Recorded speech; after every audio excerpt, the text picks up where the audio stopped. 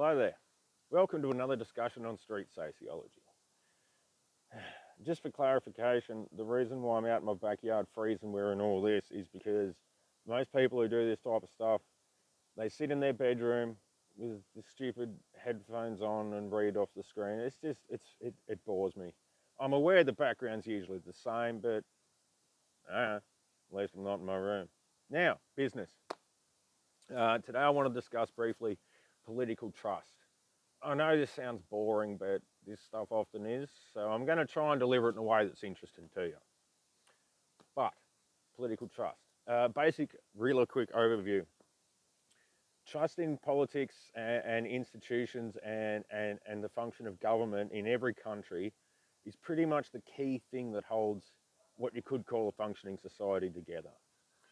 You have to, no one likes the tax office or the government or whoever, but there has to be some implicit level of understanding. Like there's a government and they provide services and attend to some of our needs, and in exchange we support that government. Or more to the point, the concept of government.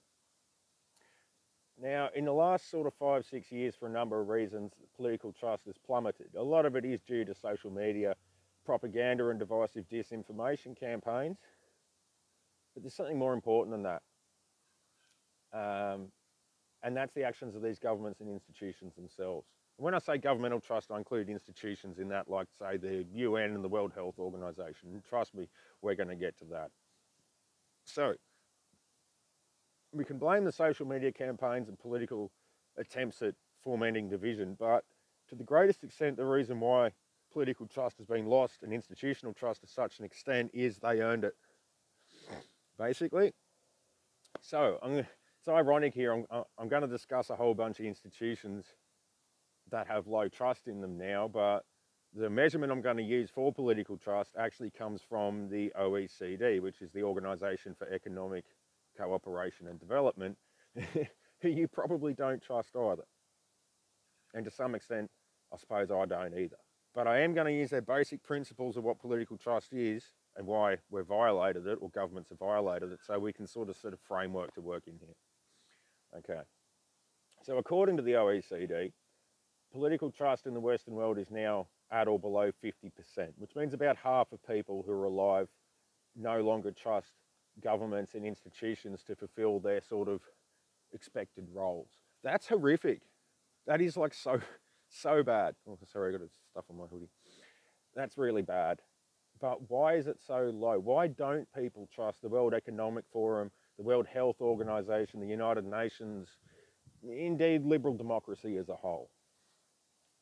Well, basically, if we use those 4 principles I mentioned from the OECD, I'll read them out and then we'll work through the ways in which this trust has been violated. All right, so the 4 keys, according to the OECD, institutional political trust, are as follows. Are institutions perceived as responsive and reliable when delivering policies and services?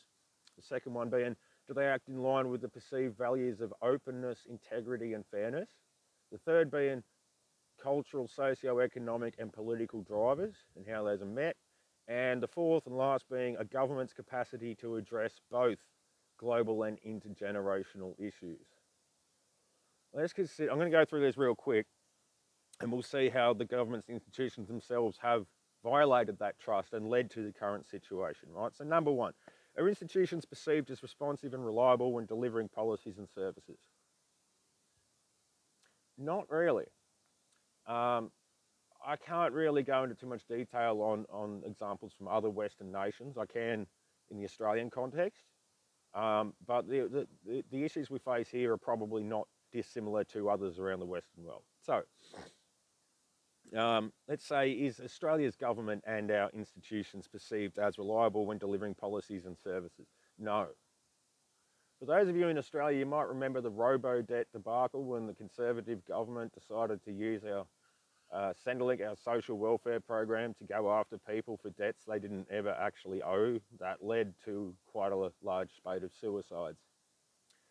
If you wanted to put your finger on one thing that destroyed Australians' perceptions of the government being reliable and responsive when delivering policies and services, that would be a pretty good example. You could also use idiotic ideas like the cashless welfare card, which is just another form of social control over those who don't have the means to defend themselves. There's a number of examples of that. And I think we could probably argue that, especially in the last 5 years, with COVID and whatnot, that governments across the West have not been perceived as reliable when delivering policies and services, because they're generally not. There's a greater detachment between, you could say, the people and the governments. People like to use the word elites there, but the problem is it can sort of be interpreted in a number of ways. But that's one of many reasons why we don't trust so much governments in the West to provide those services anymore. They're not responsive and they don't provide what they need to. 2, do they act in line with the perceived values of openness, integrity and fairness? No. Let's take the Australian example again. I believe our, until very recent, Prime Minister Scott Morrison voted against a federal integrity commission like 27 times, promised to set up an independent independent commission to, look for corruption in the government. Well, that didn't happen. That just kept getting stonewalled. That the last 9 years of Conservative government in Australia, it's been consistently less and less open and transparent and more behind closed doors. So no, I'd say they don't act in line with the values of openness, integrity and fairness, especially not when they are, of course, champions of neoliberal economic system, extreme form of capitalism under which we live.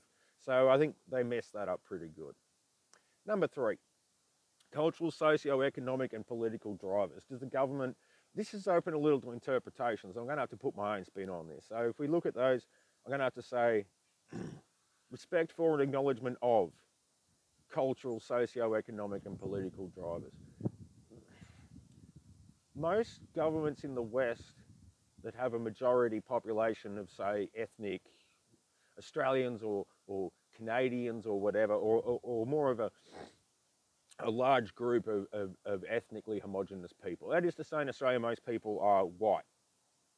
Does the government respect cultures other than traditional Australian, whatever you can call that, cultures? Not really. They're usually quite disrespectful of other cultures and use them for political point scoring and insults. So no. Socio-economic and political drivers. Well, the government sure as hell doesn't care that while they say inflation is 5.9% in Australia, the reality is it's probably closer to 15. Okay? Socio-economic drivers. So inflation's through the roof, wages aren't growing. The government's not taking any particular steps to address that. So no, I don't think they're respecting socio-economic drivers. And politics, it's not just the problem that we don't trust politicians, it's that politicians don't seem to either A, realise this change, or B, care. So they keep driving further away, increasing this loss of trust. So I'd say they failed our 3rd standard pretty badly. And the 4th one again is, as a part of political trust, is the government's perceived capacity to address both global and intergenerational issues. All right, let's just take the obvious one here. Climate change is the biggest intergenerational issue facing mankind. How seriously are governments around the world taking that? Not at all. Not at all. Obviously, if we use again the example of the recent federal election in Australia, a lot of people, and especially younger people, voted very much in the direction of parties and independents that they believe would take action on climate change. That was number 1 issue in a lot of seats. But our government, well, we've just changed governments, but the one we've had the last 9 years has been aggressively pro-coal, has been using taxpayer money to prop up the unprofitable coal industry while also shutting out the building of renewable technology. So I'd say the government in Australia, and you can apply this same logic to a lot of other ones, be it in Europe or the Americas, Canada, the United States, England, wherever, where the government's absolutely ignoring the key intergenerational issues. You've got a bunch of 60-plus-year-olds running the country, most of whom are corrupt as hell, trying to dictate the wishes of 20, 30-year-olds who actually know what we're up against. So we don't trust them. Well, no, we don't. You probably don't trust your government. You probably don't trust global institutions. And the only people left to blame for this loss of trust is actually them. The WHO, I'm sure a lot of talented people did their very best during the COVID pandemic, but they repeatedly issued forth information which turned out to be untrue. That's not your fault for not trusting them. It's their fault for issuing untrue information. Okay, the World Economic Forum. Oh, you know what? I'm not even going to go there. But you damn well shouldn't trust the World Economic Forum, because remember, all of these institutions, well, with the potential exclusion of the WHO, are only interested in the continuation of neoliberal capitalism and profit, hence the World Economic Forum, and indeed the Organisation for Economic Cooperation and Development, are based upon the perpetuation of neoliberal economic systems that serve only to increase the wealth of the rich and punish the other 7 billion people on earth that aren't. You probably don't trust your government. You probably don't trust institutions. And they got no one to blame but themselves. Street sociology.